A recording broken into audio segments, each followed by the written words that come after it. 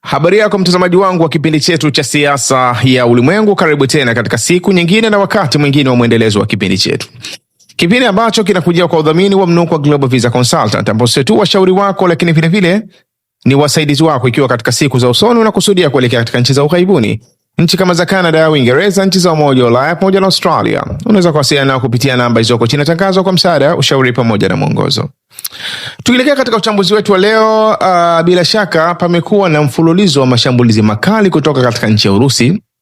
kuelekea katika upande wa mashariki mwa nchi ya Ukraine.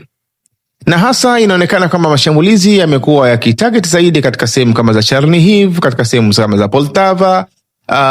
mji wa Kyiv wenyewe, lakini vile vile na sehemu ya Dnipropetrovsk. Na focusing kubwa ya mashambulizi haya ya nchi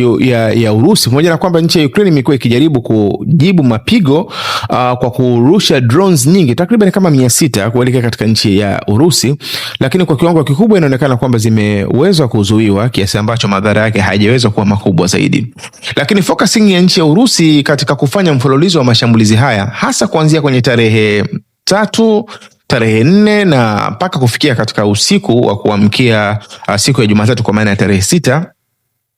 mashambulizi yamekuwa ni makali sana kutoka katika nchi ya Urusi kuelekea katika miji husika.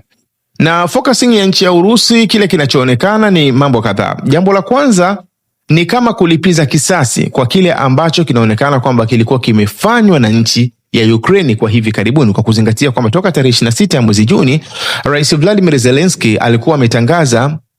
move ya takriban siku 40 ya kuhakikisha kwamba nchi ya Ukraine inashambulia ndani ya nchi ya Urusi katika senta mbalimbali, na madhara yalikuwa ni makubwa katika siku za mwishoni mwa mwezi wa 6, kwa maana kuanzia tarehe 26, 27 mpaka kuingia kwenye mwezi wa 7, madhara katika nchi ya Urusi yalikuwa ni makubwa kiasi ambacho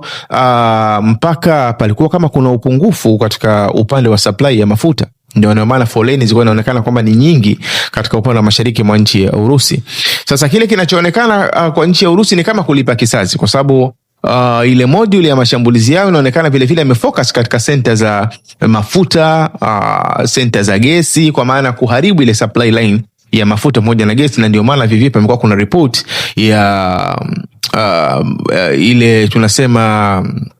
foleni za magari kwa ajili ya kuchukua mafuta katika zile senta za mafuta. Hii inaonekana kwamba ni sehemu ya madhara ambayo imesababishwa na mashambulizi ya nchi ya Urusi, lakini kama hatua ya kuweza kulipa kisasi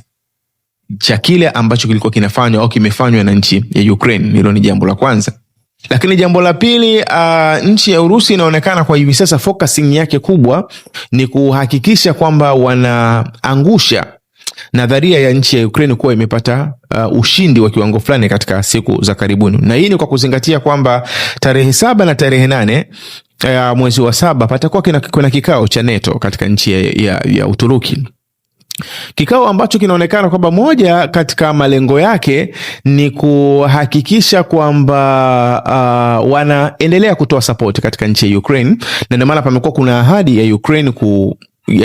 kukubaliana kuisaidia kupeleka msaada wa Ukraine katika nchi ya Ukraine wenye thamani ya takriban kama euro bilioni 70, ambao ni kama sasa na euro na dola milioni 80 kwa ajili ya kuisupport nchi ya Ukraine katika sehemu ya operation yake au katika sehemu ya upinzani wake dhidi ya nchi ya Urusi. Sasa nchi ya Urusi inaonekana kama imefanya move kadhaa ili kuhakikisha kwamba jambo hilo hata kama lipo katika plani ya nchi za NATO, lakini kwa upande mkubwa inakuwa ni wahisi kwamba sawa wanatoa hiyo msaada na nini, lakini mwisho wa siku uwe ni msaada ambao ni kama hamna kitu ambacho kinakwenda kufanyika. Na ndio maana wamekuwa wakifanya mashambulizi makali katika hizi siku za karibuni, na hasa katika usiku wa kuamkia siku ya Jumatatu, kwa maana usiku wa kuamkia siku ya tarehe 6, mashambulizi yamekuwa ni makali zaidi katika miji ambayo tumeitaja. Lakini vile vile ili kuonyesha zaidi kwamba move ya kuisaidia nchi ya Ukraine ni kama haina faida ya namna yoyote, vile vile ni kupitia move ambayo nchi ya Urusi wameweza kuifanya hivi karibuni ya kukamata sehemu ya mji wa Konstantinovka. Pamoja na kwamba nchi ya Ukraine imekuwa ikikataa kwamba Konstantinovka haijaanguka, na Konstantinovka ni series ya ngome, ni sehemu ambayo inakusanya yani ni moja katika ngome ambazo ni imara ambazo zimeandaliwa kwa muda mrefu, maana toka mwaka 2014 na nchi ya Ukraine katika mji wa Donetsk, upande wa magharibi mwa mji wa Donetsk. Maana kuna ngome kama 4, kuna hiyo Konstantinovka, kuna Druskivka, kuna Slaviansk na kuna Kramatorsk. Hizi ni ngome ambazo ni imara, na nchi ya Urusi ilikuwa ikijaribu kwa muda mrefu kukamata sehemu ya ngome husika, lakini haikuwa imeweza kufanikiwa. Sasa taarifa ya kuanguka kwa mji wa Konstantinovka ni taarifa ambayo Ukraine wamekuwa kikanusha,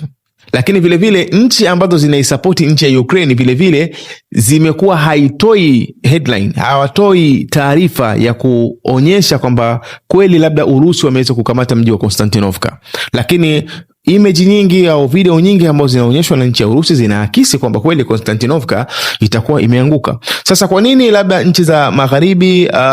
au zile nchi ambazo zinaisupport nchi ya Ukraine pamoja na Ukraine yenyewe wamekuwa wakikataa kwamba Konstantinovka haijaanguka? Lengo la kwanza ni kuhakikisha kwamba wana secure au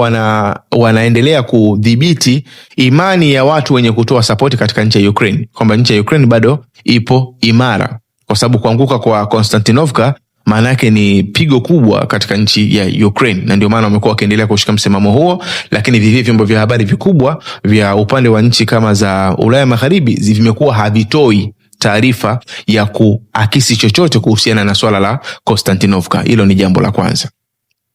Lakini jambo la pili, Konstantinovka inapokuwa inaonekana kwamba au imethibitika imeanguka, maana yake ni kwamba ni njia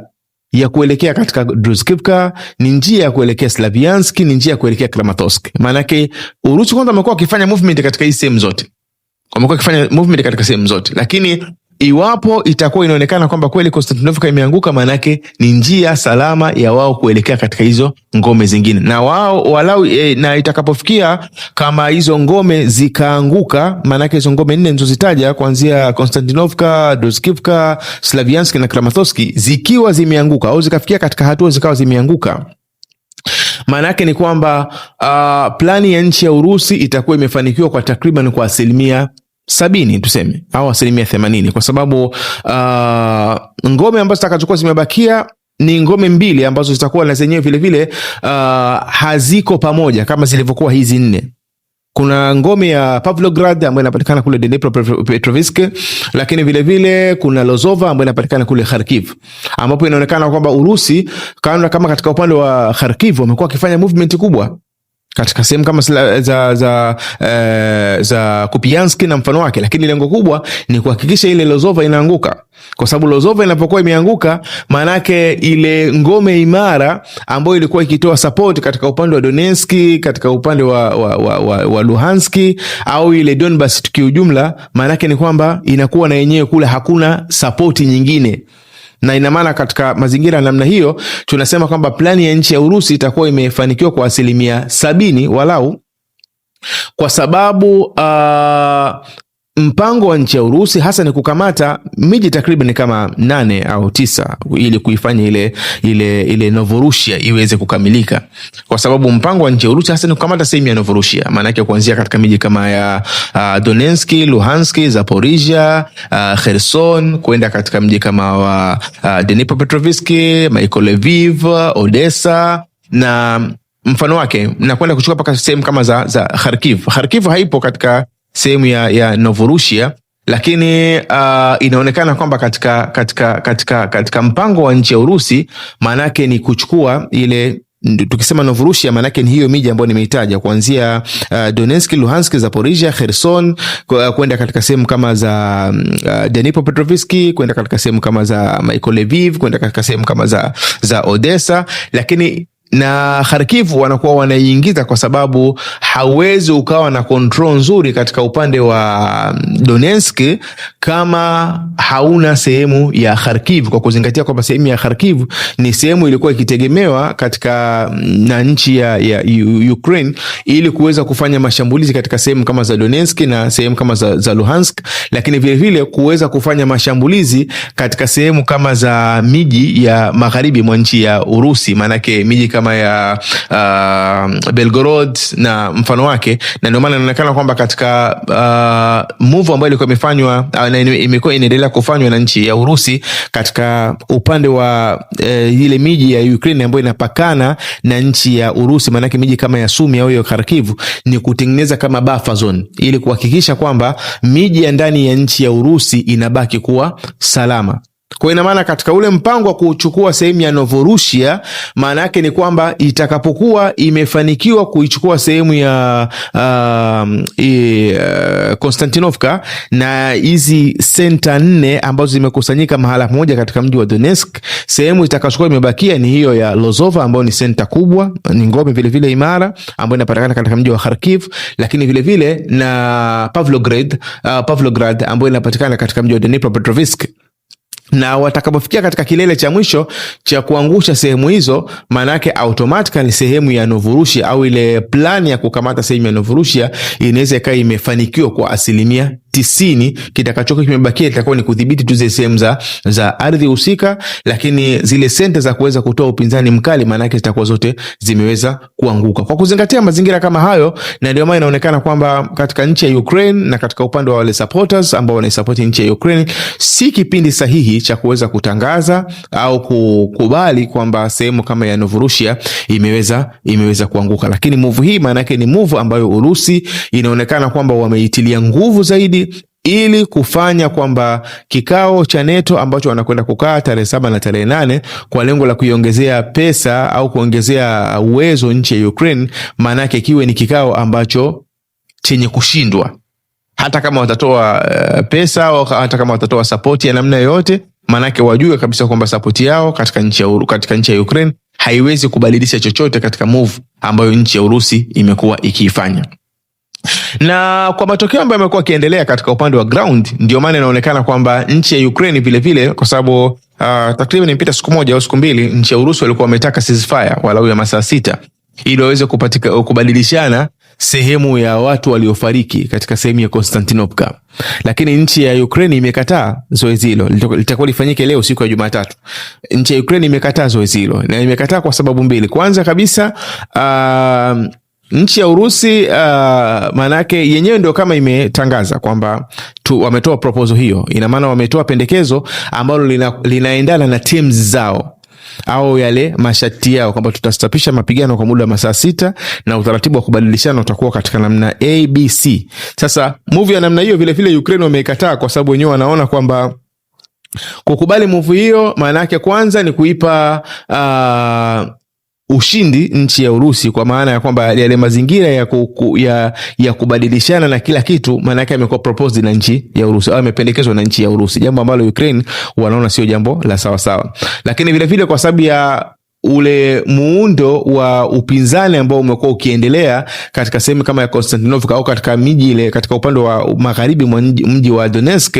maana yake ni kwamba nchi ya Ukraine inaona kwamba kutoa fursa hiyo au imeona kwamba kutoa fursa hiyo ya kuingia katika ceasefire ya muda mfupi inawezekana pia ikawa ni technique ya nchi ya Urusi kuendelea kujipanga zaidi ili kuweza kuendelea kufanya move yake, na ndio maana nchi ya Ukraine imeweza kukataa hilo. Na kwa kukataa tena kwa nchi ya Ukraine katika hilo, maana yake vile vile ni kutoa symbol au kutoa alama katika kile kikao kinachokuja cha NATO kwamba nchi ya Ukraine ni nchi strong na haiwezi kukubaliana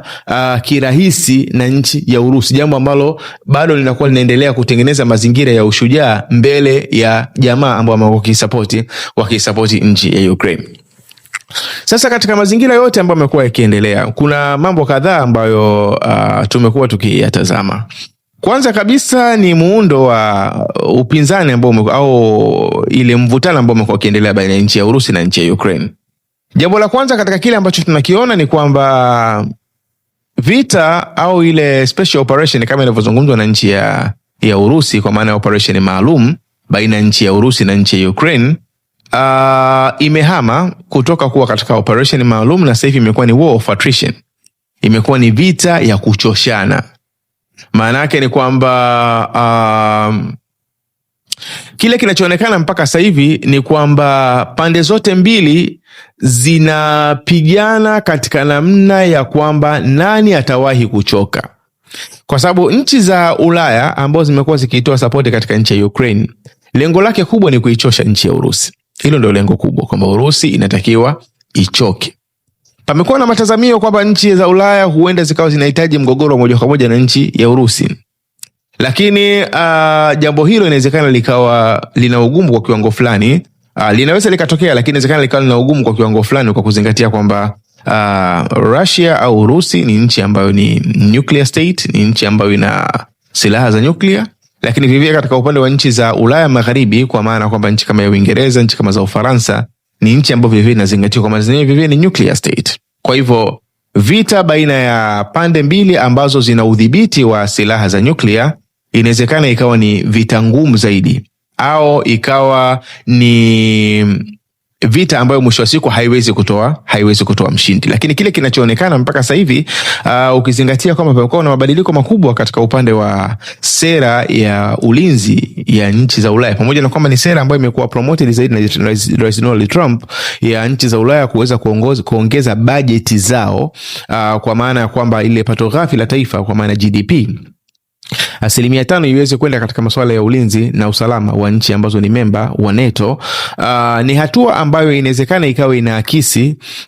sera ya nchi ya Marekani, au pressure ile ya sera ya nchi ya Marekani, kwamba sasa hivi inabidi nchi zote ambazo zina ushirika na nchi ya Marekani waweze kufanya ile tunasema ni burden sharing, kwa maana kwamba Marekani haiwezi kutoa pesa ya kila kitu. Ni lazima nchi husika zianze kujitengenezea muundo na zenyewe vile vile kuanza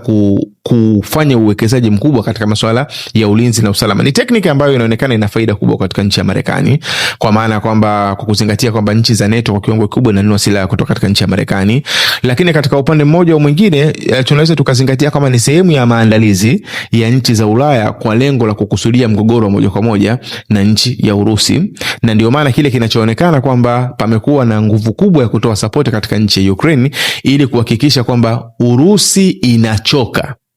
Manake ipigane vita ya muda mrefu kiasi ambacho iweze kuchoka.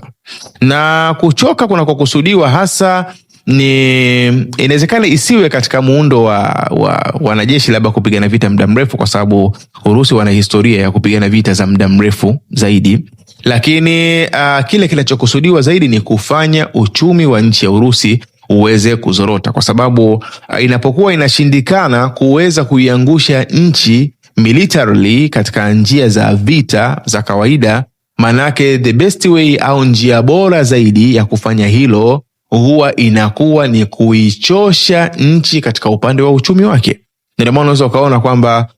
katika miaka ya 70-80, kipindi cha Cold War, ile vita baridi baina ya nchi ya Urusi na nchi ya Marekani, hapakuwa na vita moja kwa moja ya kwamba wanapigana. Hata kama kuna vita ambazo ziliibuka labda za upande mmoja kusapoti upande mwingine, kwa mfano kipindi cha vita ya Urusi na Afghanistan, manake nchi ya Marekani ni kweli ilikuwa ikitoa support kwa wale wapiganaji wa nchi ya Afghanistan katika vita yao dhidi ya nchi ya Urusi. Ni vita ambayo iliichosha nchi ya Urusi. Lakini kilichokuja kutokea baada ya hapo kilikuja kupelekea kuja kuanguka kwa USSR kwa sababu ya ile Umoja wa Sovieti, kwa sababu ya uchumi uliokuwa duni kiasi ambacho ile Umoja wa Sovieti ulikuwa unashindwa, maana uchumi wake ulikuwa unashindwa kuweza kufanya ile management ya zile nchi zote ambazo zimeunganika katika Umoja wa Sovieti, kiasi ambacho ilikuwa inabidi umoja husika nchi zingine ziweze kujitoa katika umoja husika, ndio ikabaki federation iliyoko sasa hivi ya Russia Federation. Kwa hiyo nchi za Ulaya focusing yake kubwa ni kwamba ikiwa Urusi, kwa sababu wana silaha za nyuklia, kwa hivyo inawezekana kufanya nao direct confrontation inawezekana ikawa ngumu, litafutwe jambo la kuifanya Urusi iweze kuchoka. Na kuchoka kwake hasa ni katika upande wa uchumi, maana yake ipigane vita ya muda mrefu na miundombinu yake iweze kuathirika kiasi ambacho ishindwe kuweza kumanage lile eneo lote la nchi ya Urusi. Na katika mazingira namna hiyo, maana yake inakuwa ni moja katika hatua muhimu za kuendelea kuidhoofisha nchi ya Urusi, kwa kuzingatia kwamba ni nchi ambayo ina resources nyingi. Na ugomvi wa nchi za Ulaya kufocus zaidi katika upande wa nchi ya Urusi, maana yake unaona hiyo ndio shortcut ya wao kuendelea kusurvive, kwa sababu dunia sasa hivi jinsi ilivyo, sehemu zilizobakia ambazo nchi yote yenye kujitaji nguvu inabidi iweze kuzicontrol ni sehemu kama ya Afrika na sehemu ya Central Asia. Na shida inayotokea ni kwamba sehemu ya Afrika ni sehemu ya kugombania, maanake sio sehemu ambayo unaweza ukaingia tu kwamba ukakuta sehemu iko plain. Maana kuna interest za Marekani, kuna interest za China, kuna maslahi ya watu wengi katika mahala pamoja. Lakini kwa sababu ya athari ambayo imesababishwa na nchi ya Urusi katika hivi siku za karibuni katika kuunga mkono baadhi ya nchi ambazo zimekuwa zikionyesha upinzani wa moja kwa moja dhidi ya nchi ambazo zilizitawala. Kwa mfano ukiangalia katika sehemu kama ya ile nchi kama za Niger, nchi kama za Mali, actually nchi za Afrika Magharibi, kwa upande mmoja au mwingine zimeanza kuwa na fikra tofauti dhidi ya nchi kama ya Ufaransa na mfano wake. Kwa ina maana zile interest au maslahi ya baadhi ya nchi yamekuwa yakianguka katika bara la Afrika. Sasa katika mazingira namna hiyo, maana yake lililokuwa bora zaidi ni kuweza kutengeneza mazingira ya kupambana na nchi kama ya Urusi ambayo yenyewe ina resources, lakini vile vile umekuwa ni mhimili ambao umekuwa ukitoa support katika baadhi ya nchi kuonyesha upinzani dhidi ya wale waliokuwa mabwana wao katika siku za nyuma. Sasa nchi kama ya Urusi manake inapokuwa imedhoofika, labda uchumi wake ukawa sio imara na ikashindwa kudhibiti sehemu ya yale majimbo makubwa ambayo yameingia yapo katika ile Russia Federation, automatically inaweza ikawa ni fursa nzuri zaidi za kuweza kuiangusha au kuifanya ile Russia ikajikuta kwamba inashindwa kusustain namna ya kukaa kama vile ilivyo kwa hivi sasa. Kwa ina maana move ya nchi za Ulaya kwenye kutoa support yao katika nchi ya Ukraine imekuwa ikitoa ishara ya moja kwa moja kwamba tupo katika war of attrition, ni vita ya kuchoshana. Na nchi ya Urusi yenyewe imekuwa kilifahamu hilo, na ndio maana imekuwa katika hivi siku za karibuni ikijaribu na yenyewe kuchukua au kuadapt baadhi ya mbinu ambazo zimekuwa zikitumiwa na nchi ya Ukraine. Na zenyewe si mbinu nyingine, ni kuichosha nchi ya Ukraine,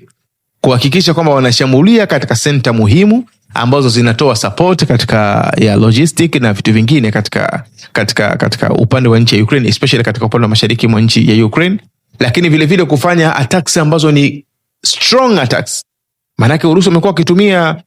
ballistic missiles, wamekuwa wakitumia zile hypersonic missiles, wamekuwa wakitumia cruise missile kwa wakati mmoja, wamekuwa wakifanya mashambulizi makubwa ili kuhakikisha kwamba na Ukraine vile vile inachoka kama vile ilivyokuwa plani ya kuweza kuichosha nchi ya Ukraine. Lakini jambo lingine, kwa sababu nchi za ambazo zimekuwa zikitoa support katika nchi ya Ukraine, lengo lake kubwa ni kuichosha nchi ya Urusi, especially katika upande wa uchumi. Na ndio maana unaweza kuona kwamba tactics ya nchi ya Ukraine imekuwa ikishambulia zaidi katika senta za gesi, senta za mafuta, senta za gesi, senta za mafuta, ili kuhakikisha kwamba ile sehemu, ile backbone ya uchumi wa nchi ya Urusi ambayo inategemea zaidi katika upande kama uuzaji wa mafuta na gesi iweze kudhoofika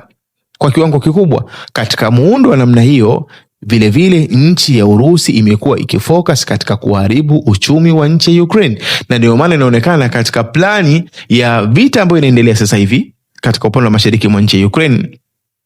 tumesema ni Urusi inakusudia kuweza kuchukua sehemu ya ile Novorossiysk. Sehemu ya Novorossiysk maana yake inakusanya sehemu kama za Odessa, inakusanya sehemu kama za Mykolaiv, inakusanya sehemu kama za Kherson, sehemu kama za unakwenda mpaka sehemu kama za Crimea. Automatically unapochukua sehemu kama za Mykolaiv, sehemu kama za Odessa, maana yake ni kwamba umeiondoa Ukraine moja kwa moja katika access yake katika sehemu ya Black Sea,